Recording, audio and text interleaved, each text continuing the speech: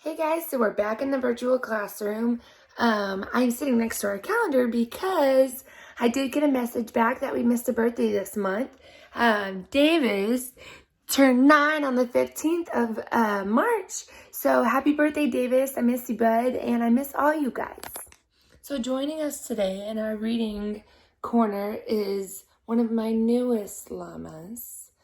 Thank you, Alana. We're going to start reading today chapter 5 and chapter 5, Gizmo. It is my second night inside the Barbie Playhouse. I am sorry to say that I have made no progress toward building my new evil lair. Each time I attempt my expedition, the girl and the canine get in my way. But this time will be different, for I shall wait for darkness. Then, as soon as everyone has fallen asleep, I will make my escape. Whilst I wait, I decide to redecorate. These pink walls irk me to my core. I make a bigger nest. I make some tunnels and I add more carpeting. Interior design is one of my million talents.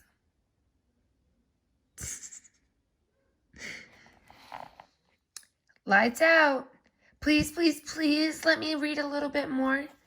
You know the rules. It's time for bed. It's time for sleep, sweetie.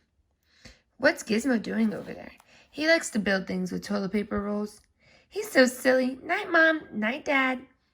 She called me Dad. As soon as the adults leave the room, I step onto the balcony, watching and waiting for the girl to fall asleep. She is tucked deep into her nest. Soon, her breathing slows. I hear the sound of doors closing, and the entire house falls into silence. My time has come. I climb out of the playhouse and jump into the basket of clothing. I'm determined to succeed. World domination cannot begin without a new evil lair. You may be curious, dear reader, about my old evil lair. It was hidden behind a machine called Maytag Dryer. It was warm back there with lots of lint balls for nest making. An evil genius needs to take at least 5 naps a day. So a comfortable nest is one of the most important parts of a lair. The site also provided plenty of privacy for writing letters to Guinevere. Guinevere is a tri-colored, long-haired gaby who lived across the aisle from me at Swampy's pet shop. Oh, how I loved watching her waddle on her wheel. A true athlete, a waddling champion. One day, whilst Guinevere was in the middle of her training session, Elliot came to... Hold on. There's Guinevere. She's beautiful. The pet shop and offered to be my human servant. As he carried me away, I called out to Guinevere, "When I rule the world, you shall be my queen." I have been writing letters to her ever since, so that she knows my plans are underway. I employ a flock of carrier pigeons for delivery of these letters. Yeah, looks like they're all getting to her.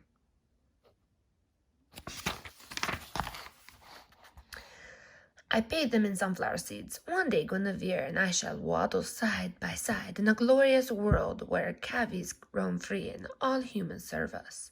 But until that day, I have work to accomplish, and thus I scurry across Jasmine's room, locate the Polar Expedition rucksack, which is lying next to a shoe, and make my way next to the exit. I stop for a moment, listening for sounds that the canine might be up and about. It is quiet. That drooling beast is asleep somewhere. I shall do my best to avoid him. Because we cavies are soft and round and low to the ground, we can move across floors as silently as lint balls. I traverse the length of the hall without interruption, stopping at the first open door. I peer inside. Elliot is asleep in his nest. I shall need to have a conversation with him about his servant duties. He has been most forgetful. My litter box is not as clean as it should be, and my treat bowl was empty on 2 occasions. This is not acceptable. We evil geniuses need a constant supply of food and fuel. Food to fuel our evil genius brains. The room in which Elliot sleeps might be an excellent place for my new evil lair. However, I would like to see the rest of the house.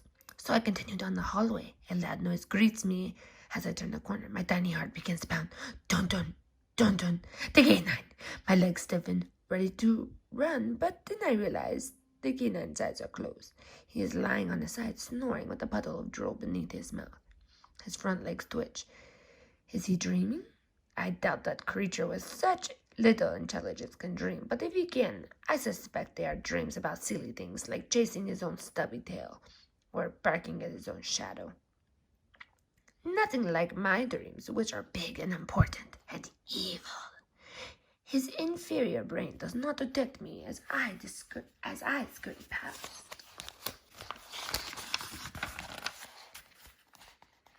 A trail of scents leads me to the room where the humans prepare their meals. Beyond another door, I find a supply of food that is stacked from the floor to the ceiling. So, what room do you think he's in, guys?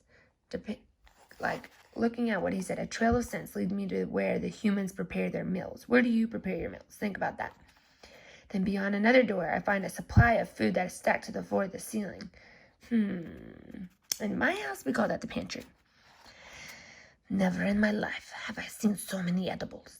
And there, on the first shelf, I spy boxes of cereal.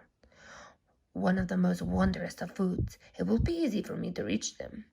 We Gavies have very strong legs, and mine are extra strong, thanks to Guinevere. She inspires me to work out on my wheel in between naps and my evil plan making. The Barbie Playhouse does not have a wheel. This is another thing I shall need to discuss with Elliot. I jump onto the first shelf and begin to chew a hole in the box. Oh, what a delicious treat will I find inside. My rump wiggles with excitement, but it is crowded on the shelf, and my wiggling causes the box to fall onto the floor. Upon impact, it opens, spilling its glorious contents. There are shapes, pink hearts, green clovers, and yellow stars. I prick my tiny ears, worried that the noise has alerted the canine, but he continues to snore. The feast is mine. So, he's got pink hearts, green clovers, and yellow stars. And looking at the shapes and the character on the box, I'm going to guess that these are Lucky Charms. I jump off the shelf and nibble on the yellow star. Joys of joys. It's marshmallow, my most favorite treat in the world, in the entire world. I'm not supposed to eat them, Elliot says they will make me sick, but I cannot resist. They are scrumptious. I dig through the whole box, eating as many as I can find. Just as I swallow the last shape, sunlight peeks through the kitchen window. Morning has arrived. I need to get back to Jasmine's room before my escape is discovered. And I have a new goal to add to my list. Once I take over the world, I shall make certain that cabbies everywhere have as many pink hearts, green clovers, and yellow stars as they desire. I shall make marshmallow shapes the official food of all cabbies. Whoa.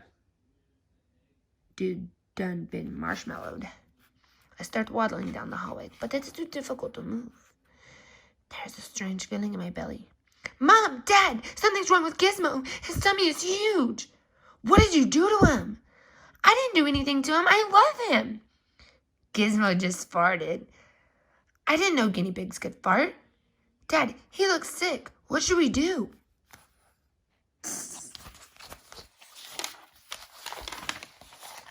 Wedgie time. Hey, someone left a box of cereal on the floor. What a great way to start the morning. I love people food. Any kind of people food. Bread, noodles, cookies, hot dogs are the best. Turkey's good too. Ice cream makes me shiver, but I love it. The cereal's super crunchy. I'm gonna eat as fast as I can. I don't even have to chew. The little pieces stick right to my tongue. Wow, this tastes really good. Hey, how come it smells like the furry potato in here? Wedgie, bad dog, get out of the pantry. Uh-oh, I'm a bad dog. I take one more bite before the pantry door closes. Why am I a bad dog? The cereal was on the floor. I like to eat things that are on the floor. I wag my stubby tail again. Pet me, pet me, pet me, and tell me I'm a good dog. But Mom doesn't pet me. She grabs my leash. She wants me to take her on a walk. Sure thing. I love to take Mom on a walk. We go outside. I pet on the hedge. I bark at Brutus. Stay away from my bone, Brutus. Then I try to pedal on a squirrel tree, but Mom pulls me into the car. The whole family's in the car. The fruit potato's in the car, too. I love going for car rides. Dad lifts me inside, and I sit on Jasmine's lap. Where are we going? Are we going to the park? I press my nose to the window. Yep, we're going to the park. Here comes the park. There it is. Hey, how come we didn't stop at the park? I walk onto Jackson's lap. I try to walk onto Elliot's lap, but he pushes me away. He's holding the furry potato. The furry potato smells different today. He smells like cereal. I love cereal. I walk back to Jasmine. I press my nose to the window again. Are we going to the dog beach? Yep, we're going to the dog beach. Here comes the dog beach. There it is. Hey, how come we didn't stop at the dog beach? Where are we going, people? I love these illustrations. They kill me. The car stops. Oh no, not that place. No. I'm shaking all over. Don't take me to that place. I jump to the floor and try to hide under Jackson's feet. No. I don't want to go to that place. Wedgie, stop whining. You're not seeing the vet. Gizmo's seeing the vet. Yeah, because he got really fat. And he's farting. Jasmine fed him something bad. No, I didn't. I promise. Come on, kids. Let's go inside and see what the doctor says. Now Mom's holding my leash. I crawl under the chair. I use all my super strength. So she can't pull me. But my new dad reaches under and picks me up. He carries me inside.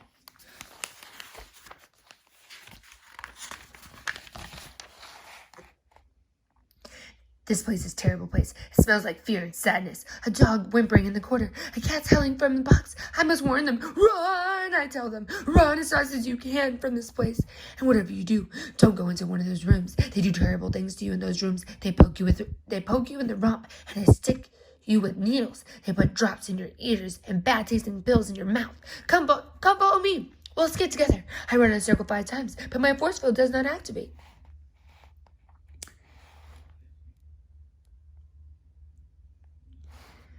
The door doesn't open. My superpowers don't work. Superpowers! This place is bad. Very, very bad. Okay, we can see Gizmo now. Come on in. He's my pet. I'll take him. But I want to come too. Haven't you done enough already? Mom, why is Elliot so mad at me? Elliot's just worried, sweetie. He's having a hard time right now.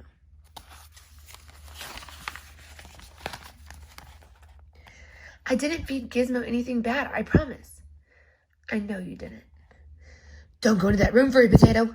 The door closes. What are they doing in there? I sniff along the door. I sniff under the chairs. I sniff along the wall. I sniff all the shoes. I peek under the cat's box. I see you, cat. Listen to me, cat. When you go into that room, it's going to be bad. Real bad. The cat blinks at me. I look at the other dog. We're both shivering. We're both looking out the window. Can we go outside? Please, oh, please, oh, please, oh, please. I scratch the door. Can we go out of this bad place? Be brave, Furry Potato. I holler, be brave.